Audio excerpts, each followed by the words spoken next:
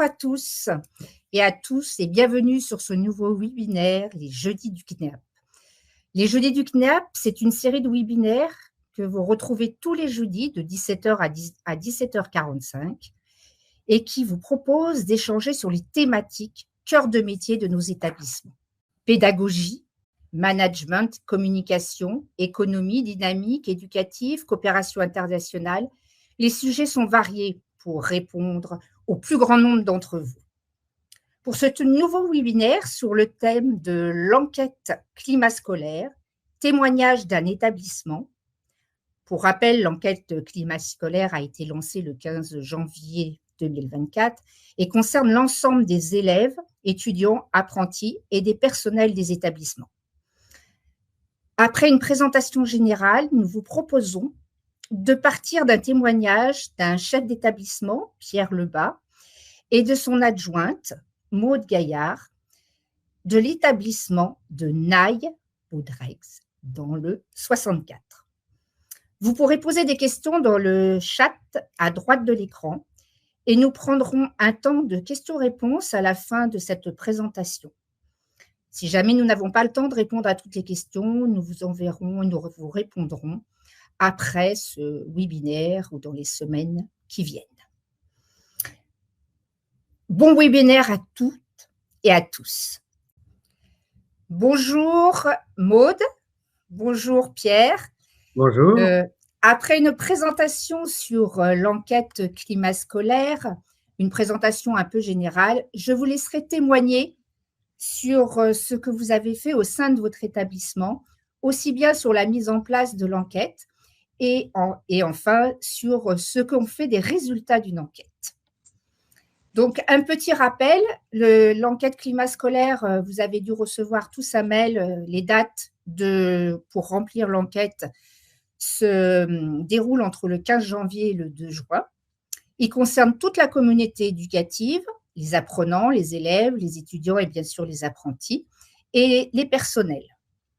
C'est sur la base du volontariat et bien sûr, tout est anonymé. C'est sous la responsabilité des chefs d'établissement d'organiser l'enquête. Quelques chiffres à ce jour, et on remercie Samia des services du CNEAP qui a pu me donner les chiffres. Aujourd'hui, on sait qu'il y a déjà 24 établissements qui ont répondu et 2429 apprenants sur cette enquête. Côté personnel, nous avons 444 personnels qui correspondent à 41 établissements, sachant que là, nous voyons que beaucoup d'enseignants ont rempli cette enquête. Bien sûr, c'est en chemin, parce que là, c'était au tenté la semaine dernière. Je pense que depuis, il y a peut-être d'autres réponses. Je vous propose, Maude et Pierre, de commencer et de nous parler de votre établissement. Voilà, merci Catherine. Donc, en quelques mots, voilà, pour les collègues du CNEAP, donc le lycée agricole, donc dans les Pyrénées-Atlantiques, on ne voit pas là dans le bureau, mais les montagnes sont toutes proches. On est vraiment là au Piémont, donc dans le Béarn, entre Pau et Lourdes, vraiment à 18 km de Pau et 20 km de Lourdes. L'établissement, donc quand nous avons fait l'enquête, c'était 253 élèves, 150 internes, et donc au niveau de l'établissement, des classes de quatrième, troisième, donc ça représente 24% de notre effectif. Des CAP, palefrenier soigneur, jardinier paysagiste, le SAP vert, je regarde mes chiffres, c'est 28% de l'effectif, et puis donc 48% donc en filière bac pro, les métiers du laboratoire, l'horticulture, et la partie donc CGEA. Voilà, un public vraiment qui vient sur une zone géographique Sud-Land et l'ensemble du 64, et on est donc très proche de Lourdes et de Tarbes également, d'où ce pourcentage important d'internes. Voilà, en quelques mots, je pense que hein, on connaît tous nos filières, nos élèves de CAPA, de quatrième, troisième et de Bac Pro. Et je vais laisser la parole à Maud qui va vous présenter, eh ben, dans un premier temps, la méthodologie. Voilà, qu'est-ce qu'on a fait pour mettre en place cette enquête. Maud, je te laisse la parole. Merci.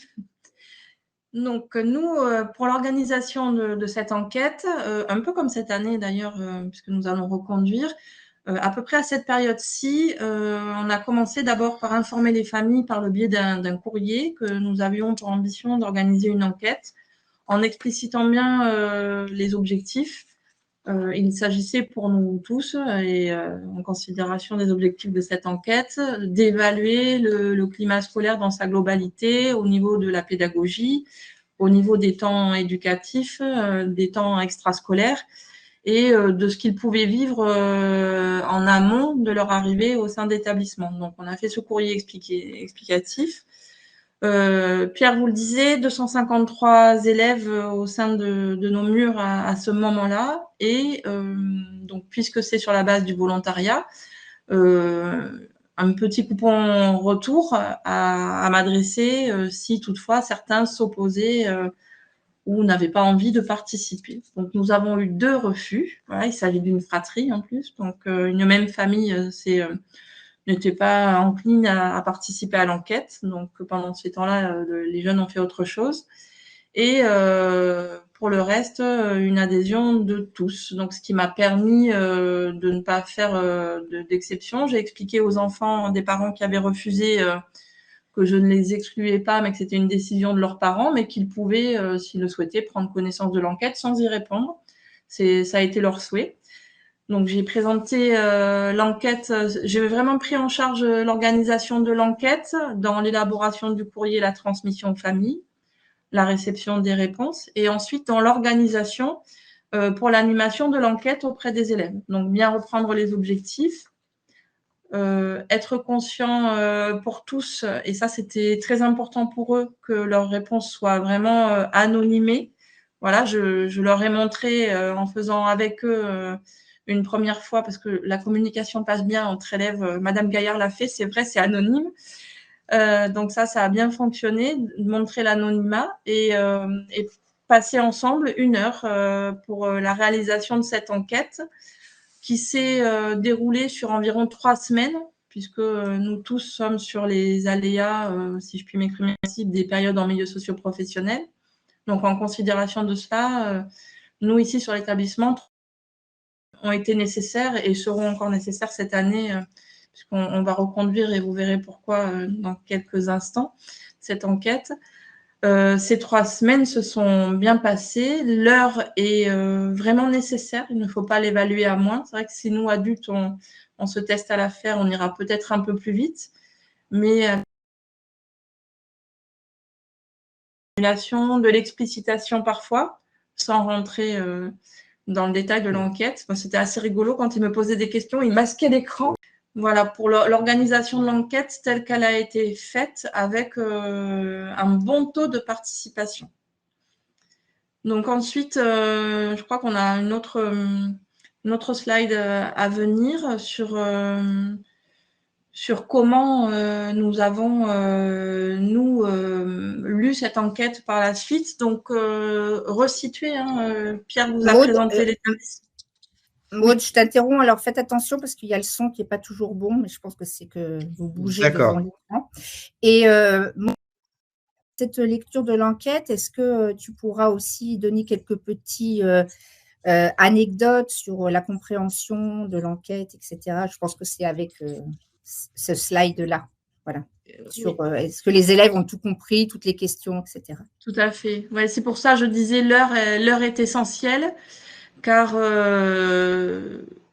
les formulations sont assez simples. Néanmoins, il y a des mots que les élèves ne connaissent pas. Exemple, était posée la question, et ça a été de la classe de 4e aux classes de terminale. Comment se passe pour vous la sécurité aux abords de l'établissement? Les abords, mais madame, c'est quoi les abords? C'est quand tu es proche de l'établissement. Voilà, des questions comme celle-ci, pour eux, c'était vraiment une question étrangère. Et je pense qu'au-delà du terme aux abords, c'était aussi de se dire, à partir du moment où je suis descendue du bus, pour eux, je suis dans l'établissement. Donc, ils ne dissociaient pas forcément la proximité extérieure de... voilà, moi, je suis descendue du bus, je suis arrivée dans mon établissement. Donc, qu'est-ce que c'est que cette question ? De la même façon, dans la relation aux autres, par rapport à la pédagogie, dans la relation à l'enseignant, il y avait des questions qui... alors là, ils les comprenaient. En revanche, c'est à ce moment-là qu'ils ont vraiment souhaité l'anonymat et aussi ils avaient peur, c'était assez bienveillant de leur part, en fonction de la formulation des questions, d'être dans le jugement. Et on leur répète tellement de ne pas juger que, de fait, certaines questions pour eux apparaissaient comme un jugement dans la pratique de leur professeur. Je dis non, mais enfin, voilà, bien expliquer que c'était une question complètement neutre, qu'il n'y avait pas de jugement, c'était juste eux, leur appréciation, pas de professionnel, mais d'un vécu d'élève sur est-ce qu'ils ont l'impression de bien apprendre. Et eux avaient l'impression que la question était posée, est-ce qu'on m'apprend bien ce qu'on a à m'apprendre ? Et là, j'ai dû leur expliquer que non, vous, est-ce que quand l'apport de l'enseignant est fait, est-ce que c'est clair pour vous ? Est-ce que vous aimeriez d'autres explications ? Est-ce que vous souhaitez plus de concret ? Et vous n'êtes, rassurez-vous, pas dans le jugement de votre enseignant, mais bel et bien dans votre expérience à vous pour que nous... on puisse être sur des points d'amélioration ou de fonctionnement à questionner, mais ce n'était pas un jugement. Et ils ont eu un peu peur de ça aussi. Donc, oui, pour le public que nous avons, il est vrai que pourquoi aussi peut-être sont-ils aussi dans cet esprit de collaboration entre eux et leurs enseignants. On est quand même sur une culture rurale. On a 75% de nos élèves qui viennent du secteur rural, 25% qui sont dans les zones urbaines et ça reste au demeurant de petites zones urbaines où la communication est encore probante et où on arrive encore à pouvoir partager ensemble pour s'exprimer sur des choses qui peuvent fonctionner ou pas. Et c'était un peu leur interrogation de se dire, quand ils en sont arrivés au traitement de la pédagogie au sein de l'établissement, comment vous vivez la pédagogie ? Ils ont eu, nous, beaucoup de mal à traiter ces questions-là, au-delà d'avoir l'impression de porter un jugement. C'était aussi de se dire, mais nous, on se parle assez pour se dire les choses et on peut demander quand on ne comprend pas. Donc, ils ne comprenaient vraiment pas cette partie-là d'interrogation de l'enquête parce que c'est vrai que dans les équipes ici, au sein de l'établissement, à majorité, les élèves osent poser les questions et questionner l'enseignant. Et même parfois, il faut libérer l'enseignant de la fin des questions de cours. Donc oui, ils sont dans cet échange et ils ne comprenaient pas trop pourquoi on pouvait remettre en question ça. Et j'ai dû leur expliquer que c'était une enquête à échelle nationale et que leur expérience ici en Béarn, mais elle était celle-là et que peut-être ailleurs sur une autre région de France ou dans un autre contexte, c'était peut-être plus compliqué. C'est vrai que, comme disait Pierre, on est au pied des montagnes, on a un cadre plutôt idyllique et que voilà, c'est plutôt pas mal en termes de sérénité pour les jeunes ici. Pour la participation à l'enquête, comme nous vous le disions tout à l'heure, 253 jeunes présents. Les élèves ça arrive que le jour où l'on fait passer l'enquête, il y ait des élèves absents. Les élèves qui ont pu être absents au moment où leur classe passait l'enquête, je les ai fait passer à un moment ultérieur avec un autre groupe classe ou un autre temps d'études avec moi dans le bureau ou dans une autre salle. Ce qui fait que vraiment, nous avons 251 élèves qui ont participé à cette enquête. Les 2 qui n'ont pas participé sont les 2 qui ont été identifiés par la famille comme pas désireux de cette participation à une enquête, leur semblait-il, intrusive. Voilà. Donc, on a eu un très beau taux de participation qui nous a permis de mettre en exergue, comme je le renvoyais là, de la part des jeunes, une bonne entente avec tous les personnels confondus, parce que là, j'ai évoqué quelques minutes en amont essentiellement la relation enseignant et élève. Et là, on arrive sur à peu près, vous voyez les chiffres, 88% d'élèves satisfaits de leur relation à l'adulte, que ce soit un personnel de vie scolaire, équipe éducative et pédagogique, tout personnel confondu. De la même façon, ils nous ont montré se sentir en sécurité. Alors, Pierre ne l'a pas précisé tout à l'heure, mais nous avons la particularité d'être sur 2 sites de fonctionnement, à peu près distanciés 5 km, 5-6 km entre les 2 sites. Donc, que ce soit sur un site comme sur l'autre, n'ont pas mis en avant d'insécurité. Ils se sentent vraiment... c'est la deuxième maison, le lycée, pour la semaine. Avec une atmosphère plutôt familiale et bon enfant. Néanmoins, voilà, ils nous ont quand même fait remonter une chose pour laquelle on était assez conscient, d'un manque d'animation sur l'internat. Hein. On a un taux d'interne assez conséquent en vue de notre proximité Occitanie. Bon, la Nouvelle-Aquitaine est une belle et grande région. Donc, on a des élèves du Bordelais, de Bayonne, voilà, tous ces jeunes qui sont internes et qui nous ont envoyé que peut-être il serait bien que nous soyons force de proposition les mercredis et sur les temps extrascolaires où ils n'ont pas d'études. Donc, ça, on l'a bien considéré. On en était aussi assez conscient, même si lorsqu'on me propose, ils ne disposent pas forcément. Donc, oui, on a partagé ensemble en disant que peut-être c'était bien d'être aussi acteur de son animation et de faire aussi des propositions, voir si on pouvait y accéder sans que ça impacte sur l'économie de l'établissement. Voilà. Parce qu'ils ont plein de propositions après, mais il faut être raisonnable.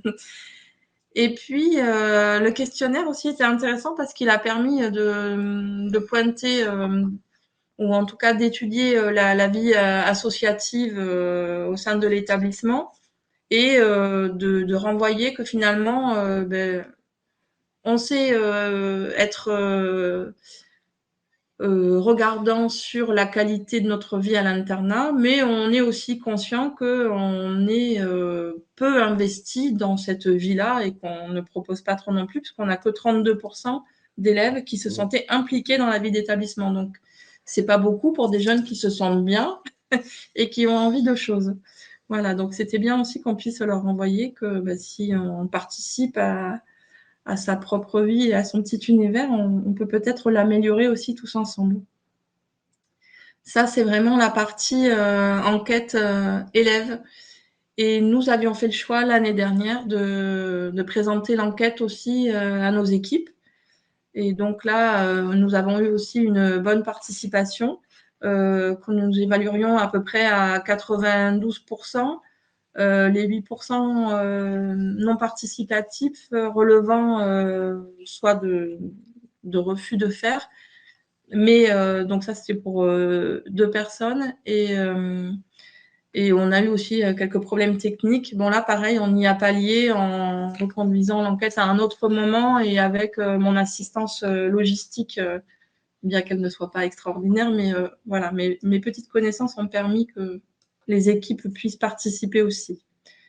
Sur cette participation d'équipe là, par rapport au questionnaire qui est assez bien instruit, nous, ce qui est revenu aux équipes et qui apparaît dans les questionnaires et qui nous a interrogés, il est vrai que c'est un questionnaire qui est destiné à la majorité des établissements et certains points sont revenus avec des choses négatives, mais ce sont des choses en fait que nous ne connaissions pas. Par exemple, si je veux être claire, une partie concernait tout ce qui allait être registre de sécurité, le comité d'hygiène, le médecin de prévention, l'assistance sociale des personnels, autant d'organismes que nous n'avons pas dans les murs, donc qui étaient forcément inconnus à l'équipe et donc qui apparaissaient fléchés comme des choses à reprendre dans nos murs, mais nous ne les avons pas. Donc, pour l'évaluation, nous, on ne s'est pas appuyé là-dessus. En revanche, nous avons pu aussi là avoir comme retour d'équipe de pouvoir avoir des collègues qui se sentaient globalement en sécurité, mais qui souhaitaient que nous améliorions notre communication interne, et notamment avec cette gestion des 2 sites. Voilà. Et n'oubliez personne dans ce que l'on met sur un site, le mettre sur l'autre, et avoir une plateforme collégiale pour que finalement l'information soit commune au même moment, parce que l'information était commune, mais parfois avec un décalage de temps, ne serait-ce qu'un affichage à Naï, eh bien, il fallait quand même faire 5-6 km pour l'afficher à Baudrex, donc nous avions des décalages de quelques minutes. Donc une forme d'inéquité. Voilà. Mais globalement, voilà, l'enquête a été bien suivie et nous a permis d'impulser ensuite des choses, d'observer que nous pouvions peut-être nous positionner sur un meilleur investissement des élèves, donc notamment sur leur vie extrascolaire, sur la vie associative. C'est le slide suivant, oui, Monsieur Pierre. Et donc cette activité du mercredi après-midi qui nous a questionné aussi et nous a permis de réimpulser l'idée de la vie associative d'élèves. Et nous sommes passés par une résurgence, on peut dire ça, le sphinx de l'association des anciens élèves, on peut appeler ça comme ça. Peut-être comme ça, qui donnait une exemplarité. Les anciens vont vous montrer comment on peut faire une asso. Voilà, et c'est vrai que l'association des anciens a fait une grosse manifestation avec beaucoup de participants, et que c'est vrai que ça a impulsé quelque chose chez les jeunes qui ont dit « Ah, c'est chouette !» Je dis « Mais faites-le déjà au présent et vous verrez dans le futur les retrouvailles dans 10 ans. » Et toute cette enquête de climat scolaire et les données qui en sont ressorties, nous, c'est la raison pour laquelle on a fait ça aussi, c'est parce qu'on savait qu'on arrivait à l'issue de notre projet d'établissement, qu'on devait reconstruire. Et pour nous, c'était un bon élément évaluateur pour démarrer cette évaluation d'établissement, amorcer l'autopositionnement et ce qui en découle après, que va vous présenter Pierre, puisque nous sommes dans cette démarche-là aujourd'hui avec un certain nombre d'étapes. Mais cette enquête a été assurément un bon point d'appui pour cela.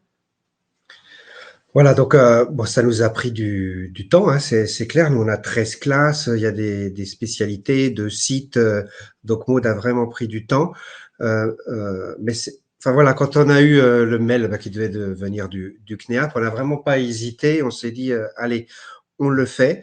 Parce que l'année prochaine, on a l'autodiagnostic à réaliser. Donc, on rentre dans l'évaluation de l'établissement. Ça peut être un outil vraiment vraiment intéressant et pour nous. Et donc, vous voyez, on était intéressés, voilà, au départ. Et vraiment, on ne le regrette pas. Donc, on a eu, je crois que c'est, alors je sais pas si c'était la première année qu'il y avait cette enquête climat scolaire.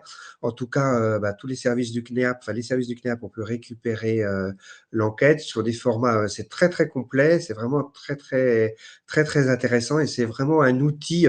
Alors pas que, hein, mais pour l'autodiagnostic de l'établissement, c'est vraiment un outil qui rentre voilà avec les indicateurs qui vous permettront de travailler cet autodiagnostic.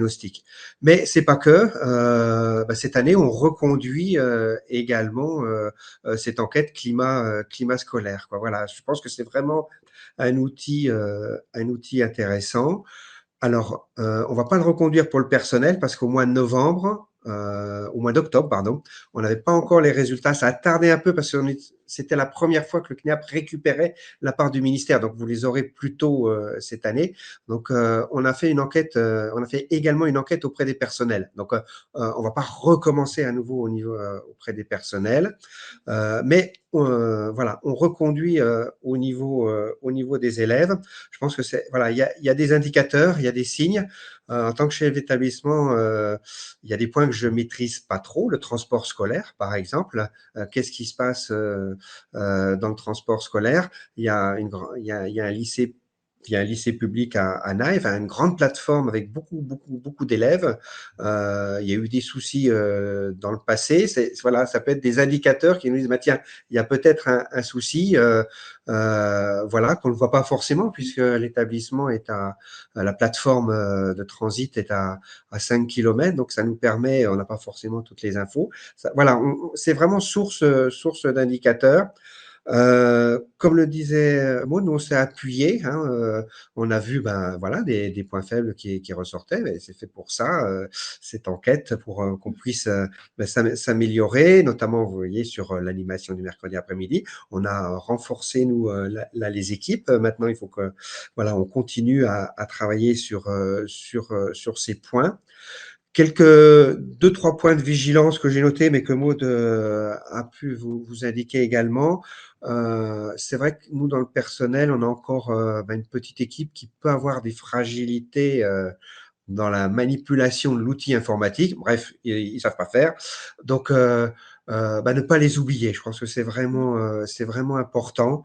Voilà, n'oubliez pas, on a toujours 3-4 collègues dans une équipe, peut-être même plus, qui peuvent avoir des difficultés. Donc, voilà, pensez à eux et les accompagner. Et c'est vrai aussi, comme l'ANIMAUD, bon, c'était enquête climat scolaire, elle nous concerne tous et toutes, établissements du CNEAP, mais établissements publics. Et c'est vrai que il y a des questions. Connaissez-vous l'assistante sociale de votre établissement? Bon, c'est vrai qu'on n'a pas d'assistante sociale. Donc, il y a 2-3 questions comme ça, comme le soulignait Maud, où on ne s'y retrouve pas. Mais voilà, sinon, c'est vraiment un outil. Enfin, moi, je vous invite vraiment à l'utiliser. J'ai aucune action auprès du ministère, mais c'est vraiment un outil intéressant et qui peut, voilà, qui peut nous apporter un suivi, quoi. Un regard sur l'établissement, sur ce qui s'y passe, et ils le font vraiment très sérieusement, ils le prennent à cœur. Voilà les quelques points que nous avions notés. Maud, tu voulais rajouter Je voulais rebondir sur ce que tu dis, Pierre, parce que d'autant plus que quand même, aujourd'hui, en tant que chef d'établissement, on est quand même très engagé ou impliqué en tout cas sur les questions de harcèlement scolaire. Enfin, c'est quand même des sources de gestion forte et quand ça arrive, ne serait-ce qu'à un de nos élèves, c'est toujours compliqué à gérer. Et là, en termes d'évaluation de situation à côté desquelles nous aurions pu passer, ça peut peut-être déclencher des choses et libérer la parole. C'est une forme de première étape, même si, alors c'est vrai que nous on l'a fait tard parce que on a renforcé les équipes, donc on sait que a priori, la communication est assez bonne pour que les élèves viennent nous trouver. Néanmoins, c'est vrai que bon là, on va le refaire cette année. Ensuite, je pense que nous laisserons passer 2 années parce que les préconisations sont une enquête en 2024. On la reconduira en 2026, voire 2027. Nous, on reste sur notre positionnement d'auto-évaluation, donc on le fait une année après l'autre, là, exceptionnellement. Mais voilà, le faire plutôt en janvier parce que s'il y a une situation de crise, c'est bien de l'avoir assez tôt, malgré tout, dans l'année. On fait au mieux, voilà. Nous, on est toujours dans la procrastination, donc nous voilà encore à la faire en mai, mais voilà, janvier, c'est quand même pas mal dans la logistique, a priori. On est dans le timing, Catherine. Ouais, merci Maud, merci Pierre. Il y a 2-3 questions. Qu'est-ce que vous leur proposez dans les activités du mercredi après-midi là pour les internes? Alors, au niveau de l'internat, on a retravaillé là cette année, depuis 2 ans déjà, le temps du lundi soir et du mercredi soir, voilà, où en parallèle de l'étude, on a toute une partie d'éducateurs sportifs, arts créatifs. Donc ça, c'est déjà un premier temps qu'on a retravaillé. Fin des cours, donc sur le temps du lundi et du mercredi. Sur le temps du mercredi, donc après-midi. Donc, activité sportive. On a la chance aussi d'avoir le centre équestre. Donc, voilà, pour les plus passionnés, ils peuvent venir également au centre équestre. Et puis, ponctuellement, ça c'était vraiment leur demande, une sortie ciné, une sortie bowling, avec le financement, notamment par la boutique du foyer qui fonctionne très très bien, qui vient participer. Ça, ils sont vraiment très très demandeurs sur ces. Mais bon, on peut pas faire tous les mercredis après-midi, quoi. Et là, voilà, les inciter, ne pas y avoir une discrimination financière également. Et toute la boutique qu'ils ont repris, nous on appelle ça la boutique, hein, donc la vente au foyer de boissons ou de friandises, et des activités qu'ils peuvent mener, qui viennent aussi, qui viennent alléger les participations financières, voilà, des jeunes, quoi. Et après, impulser aussi, alors ça fait un peu école maths, école primaire, mais néanmoins, enfin, ce sont de grands enfants, hein, nos ados. Et donc, ça adapté aussi à la saisonnalité. Par exemple, là, à Pâques, une chasse aux œufs, enfin, des choses aussi bêtes que ça. C'est-à-dire que nous, on se projetait sur des choses plus complexes, on proposait du pas sophistiqué, mais réfléchir à des choses, des activités théâtre ou des activités musicales avec des musiciens qui seraient venus. Mais finalement, on se rend compte que du basique, même un atelier discussion philosophique autour d'une petite tasse de thé et comme ça, une conversation basiques autour de thématiques qui les préoccupent leur vont tout aussi bien que de proposer un atelier ciné pour l'après-midi, quoi. Donc finalement, c'est aussi ce dont on a pu prendre conscience, c'est inutile d'aller chercher des choses très sophistiquées, en tout cas pour notre public. Ils veulent de la simplicité et ils aiment bien qu'on s'adapte. Ouais, il y a eu une grosse frustration cette année de ne pas avoir eu la chasse aux œufs. Donc voilà, des choses très simples, fabrication de bracelets brésiliens, 3 pelotes de laine, voilà, pour le bonheur de mon collègue directeur, parce que ça, c'est pas très cher. Et pouf, on fait des bracelets brésiliens, enfin, des choses simples. Nous, ça a été leur demande, en fait. L'art créatif, ouais. Très très demandeur, ouais. Il y a une autre question sur l'ennui, pas d'activité le soir à l'internat. Est-ce que peut-être les questions aussi de l'enquête pourraient être plus poussées, parce que je sais que cette enquête va être réétudiée par les services du ministère pour peut-être en mettre moins, peut-être faire des phrases plus claires.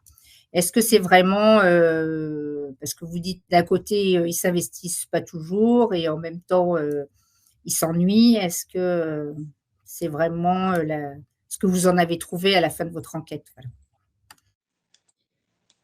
Oui, franchement, alors pas sur la semaine, parce que c'est vrai que la semaine, on a vraiment répondu. Là, je vois que tous les cours, fin des cours à 16h15, c'est hyper tôt. Nous, ils finissent à 16h45 pour la plupart. Très peu finissent à 17h45. Ils rentrent le goûter et ils ont quand même besoin. Et puis, c'est bien l'ennui aussi. Il ne faut pas oublier que s'ennuyer, c'est positif. Ça, on essaie de leur apprendre aussi que l'ennui, c'est une bonne chose. Et c'est super de pouvoir s'ennuyer. Et passer cette conscientisation que l'ennui, c'est bien. C'est vrai que nous, on n'a pas eu trop ces retours-là sur les soirées parce que là, là, ils ne peuvent pas dire qu'ils n'ont pas de propositions et vraiment des propositions plurielles avec des ateliers champs, les arts créatifs, de la sophrologie. Pour ceux qui sont des acharnés du travail, ils peuvent faire études tous les soirs s'ils le veulent. Alors, il n'y a pas beaucoup de candidats, mais il y en a. Et le sport. Et bon, là, ils ont une carte des jeux de société aussi pour créer le lien. Donc là, ils ont une carte de proposition qui est assez vaste. Et les mercredis après-midi, finalement, c'est un peu ce qu'on leur a, dans nos échanges, ce que nous nous sommes auto-renvoyés. C'est-à-dire que, OK, vous ne proposez rien, mais quand nous vous proposons, vous ne disposez pas, comme je disais tout à l'heure. Donc, que souhaitez-vous? Et in fine, ça a été, oui, ben, être un peu tranquille, c'est bien aussi. OK. Donc, on va s'adapter et de temps en temps, nous ferons une proposition, d'où voilà, ces ventes au foyer qui permettent, une fois de temps en temps, de faire quelque chose d'un peu exceptionnel et de sortir de la phase ennui.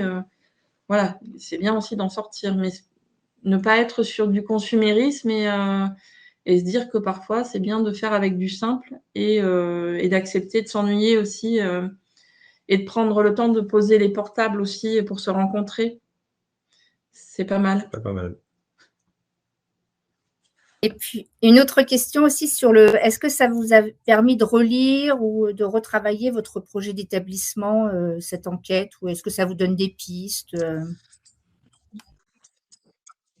Alors, ça a été vraiment un outil. On est là dans la phase de l'évaluation de l'établissement, hein, qui va nous servir pour retravailler notre projet d'établissement. Oh, je vois que j'espère que vous m'entendez. Je vois que la connexion Internet est instable. Donc, oui, c'est vraiment un outil qui va nous servir, voilà, pour travailler notre projet d'établissement également, quoi. Oui, oui. Merci. Vous entendez? Vous nous voyez Oui, encore? oui, c'est bon, on vous entend, Bon. on vous voit. Voilà. Bon, écoutez, il n'y a plus d'autres questions, mais si vous avez un petit mot de conclusion, Maud et Pierre. N'hésitez pas, les collègues, hein. Je crois que c'est vraiment voilà, un outil intéressant. Bon, avec Maud, comme vous tous, comme voilà, on court partout. Quelquefois, enfin voilà, le manque d'indicateurs dans l'établissement, moi c'est un point faible que je me mets dans mon management. Ben voilà, là c'est un outil qui nous permet d'avoir des indicateurs, hein, comme on en met d'autres en place. Donc vraiment n'hésitez pas, quoi. Faites réaliser cette enquête. Ça peut être vraiment un outil intéressant qui est très très complet, et puis comme tu le disais Catherine, qui va aussi s'améliorer, et voilà, avec le MASA il travaille. Et les jeunes sont contents qu'on leur demande leur avis aussi et d'être considérés aussi, c'est important. Quand on a eu fini l'enquête, ça a été leur question, hein, mais madame, on va vraiment prendre en compte nos demandes et nos remarques? Je dis oui, nous n'avons pas fait l'enquête pour passer du temps ensemble, mais c'était agréable aussi pour moi de passer ce temps-là avec vous. Mais effectivement, vos réponses vont être considérées et vont servir au niveau national pour voir au niveau des établissements ce que nous pouvions mettre en œuvre et ce qui pouvait vous manquer et ce qui était à améliorer. Donc ça aussi, ça a été un point fort. Ils se sont vraiment sentis considérés parce qu'ils m'ont dit mais là, nous sommes de vrais citoyens, madame. J'ai dit oui, absolument. Vous n'avez pas l'urne pour aller voter, mais vous y êtes presque. Dans leur cheminement personnel, c'était aussi important. Alors, un grand merci, hein, Maud et Pierre, d'avoir témoigné Merci sur cet Avec plaisir. Climat scolaire.